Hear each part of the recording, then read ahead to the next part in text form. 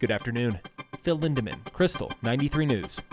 Opening day brought the crowds to Breck and the regulars to Loveland, and First Chair Friday was there for both.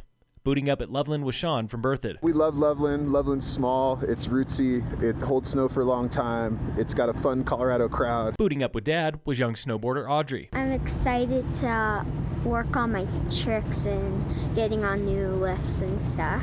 Picking up his Loveland pass was Ted from Littleton, taking 3 runs. No more, no less. I don't have to go through the tunnel. It's inexpensive compared to some of the further west resorts, and it's just a plain fun place. Over at Breck, riding up the gondola was Blake from Denver with his own ski town ritual. There's a good ice cream place in town, Stirpan Creamery, so I go there afterwards. It's kind of routine. Taking the Breck gondola with no ski gear was Cooper and Faith from Florida. This is our 1-year wedding anniversary, so it's kind of like a honeymoon for us in a sense. We never went on one. But will they be back next year with skis and boards? Absolutely. I think so. We'll bring the kids next time. Opening for the season Monday is Copper. That makes it 5 out of 5 here in Summit County. Copper opens out of Center Village with American Eagle and Accelerator for top to bottom turns on 4 runs.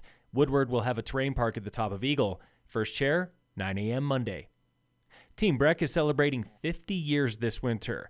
And if you know Team Breck, you know freeride coach Chris Hawks. I've personally been a part of Team Breckenridge for 30 years as an athlete and then, director of the freeride segment. It's awesome to be part of a group that's been around for so long. Hawks recently reunited with some old coaches, guys he has not seen in decades. Some of the old Alpine coaches, and they're all doing great things all around the country. Team Breck is holding strong at 50, upwards of 75 athletes in the freeride program alone.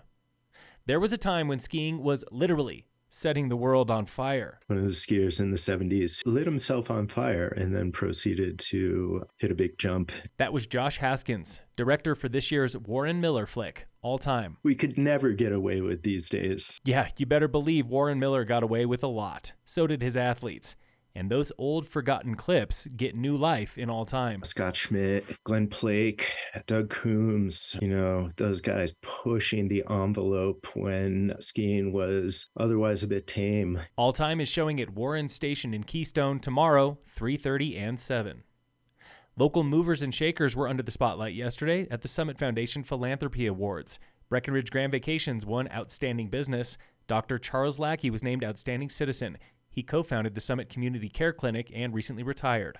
Summit High-Tech teacher Oakley Van Oss was named Outstanding Educator. Jen Schenk of High Country Conservation Center won Outstanding Professional in a nonprofit. Are you still feeling hungover from the time change? Sleep doctor Ellen Stothard of the Colorado Sleep Institute is not surprised. Having daylight saving time is a conflict between what's in our biology and what's going on in our environment. Stothard and most sleep experts want to get rid of daylight savings. Fall back is okay, she says, but the spring forward time change is the most aggressive when we lose morning light and disrupt our circadian rhythm. It improves, mood and supports antidepressive outcomes and things like that. So it's going to be better for your body in the long run to retain that morning light. Sleep experts are fighting fiercely to end daylight savings. Look up the nonprofit Save Standard Time to learn more. In sports, tomorrow, CU Buffs football is playing number 21 Arizona. CSU football plays San Diego State. The Avalanche play the Blues. And in local sports, going down today and all weekend at Copper is the annual Team Summit Ski and Snowboard Swap. Stop by Center Village until 8 p.m. tonight, after 8 a.m. tomorrow, or between 10 and 3 Sunday for used and new gear. The swap is held inside the conference center next door to Jack's. Phil Lindemann, Krystal, 93 News.